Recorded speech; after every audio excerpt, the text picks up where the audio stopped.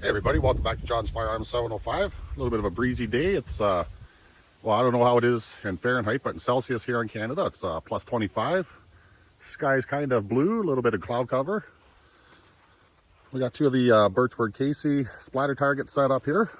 And today, you know, it's kind of a sad time in Canada for firearm ownership. The government's changing the rules all the time, and you know, the things you have today that you can bring to the range, sometimes tomorrow they're illegal, they're banned, prohibited. So it's a bittersweet day for me today. I brought out a couple of SKSs and so I'd bring them out to the range because two of them are getting sold off and I wanted to enjoy them before I do that. So I'm going to be setting up, I don't know if you can see it way the hell down there, the sign-in shack we call it.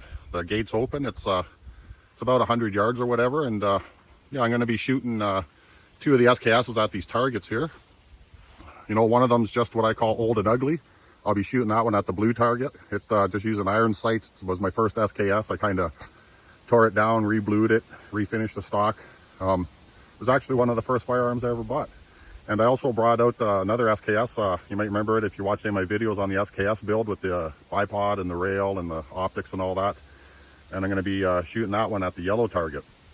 So, that being said, let's get down there. We'll set up and we'll shoot. And I'm not expecting too much out of the old and ugly, but the one with the optics and the bipod, it holds pretty true at 100 yards, so I'm expecting some good stuff out of that. Okay, let's get down there, set up, and shoot. All right, so let's take a look at what we got out here today. This one here is what I refer to as old and ugly. Lovingly refer to it as old and ugly. That's the one that I reworked. It was pretty rough when I got it. Redid the stock, sanded it down, refinished it, re-blued a bunch of parts, changed out the sight, the rear sight on there. Yeah, so let's pull out that chamber flag. Oh yeah, I'll set you down there. And then second, I have the one I lovingly refer to as the Hunter. It was the one that I did a video series on the build. Now, incidentally, old and ugly, it's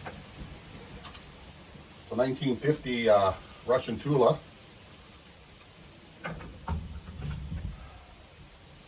The Hunter build, you might remember, like I said, I put on the mag wedge quick rail. I fixed the bipod down there, and I have a GSG brand red dot, green dot, as well as a 5x magnifier. So let's pull the chamber flag out of this one.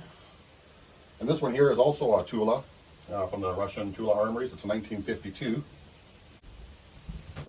And last but not least, I'm not going to be shooting this one today because it is unfired. I know it's a surplus firearm, so you know they're technically used. But this thing is pristine. I've never fired a shot through it. The person I got it from, I believe, never shot anything through it. And it is crisp. This is the reason I call this one Queenie is because basically it's a safe queen. And it's another, what's this one, a 1954 R. Another Russian Tula Armories SKS with the gold tinged bayo. I don't know if you can see that on camera. Like, this thing is crisp, it's pristine, the crown is perfect, the barrel's immaculate. Yeah, I just thought I'd bring this one out because it never gets out. It's always just in the safe. And I thought it was getting lonely, so I'd bring it out with its brothers and just see what his brothers do out at the range. So we're just going to set this one aside.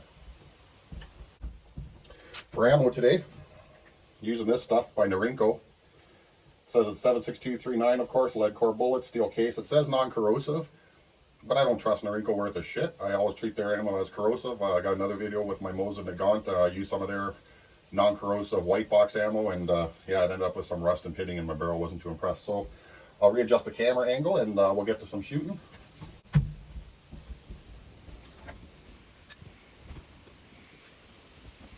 You can see our targets way down there. On the blue one, I'm going to be using the Hunter with the scope and the red dot. And on the yellow target down there, we'll be using lovingly old and ugly. So let's set up and get to some shooting.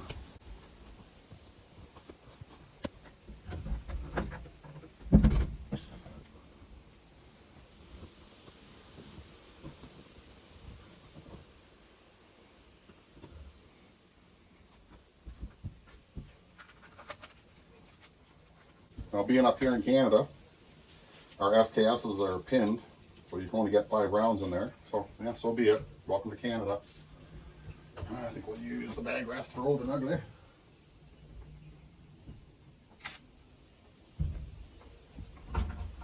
Load up our big old Canadian 5 rounds. Woohoo!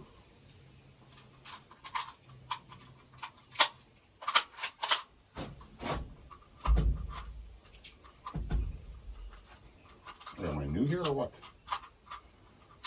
Try that again. There we go.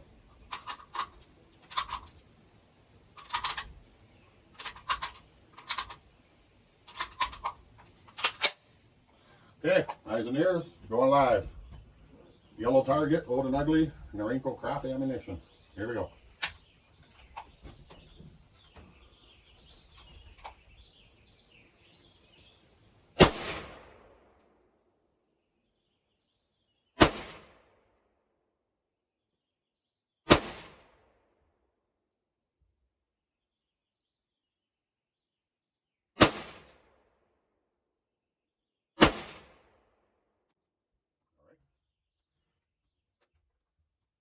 I've been the one I call the Hunter, set up for hunting.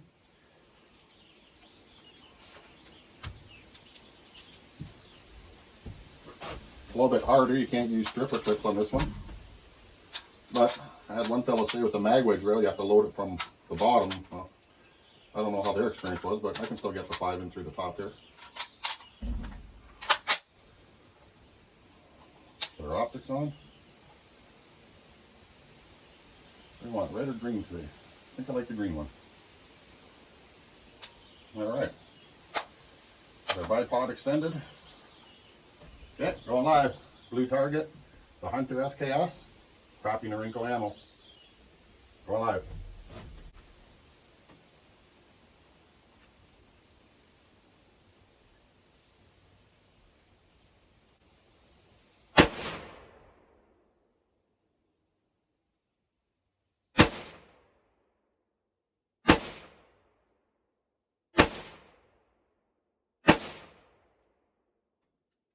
Clear. Turn this optic off. Take a walk down there and see how we did.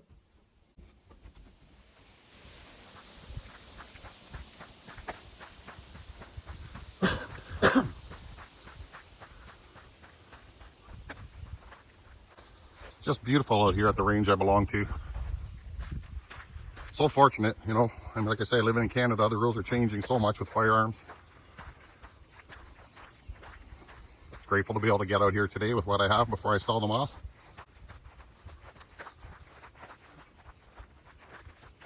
So, let's see, the blue one was the Hunter with the scope.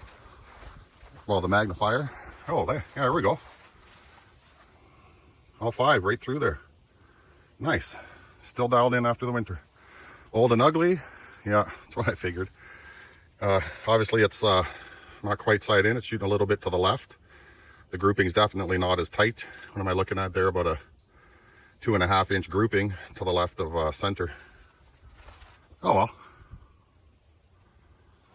Okay guys, so that's my video today. Like I said, I'm just out here having fun with these old SKSs before they get sold off.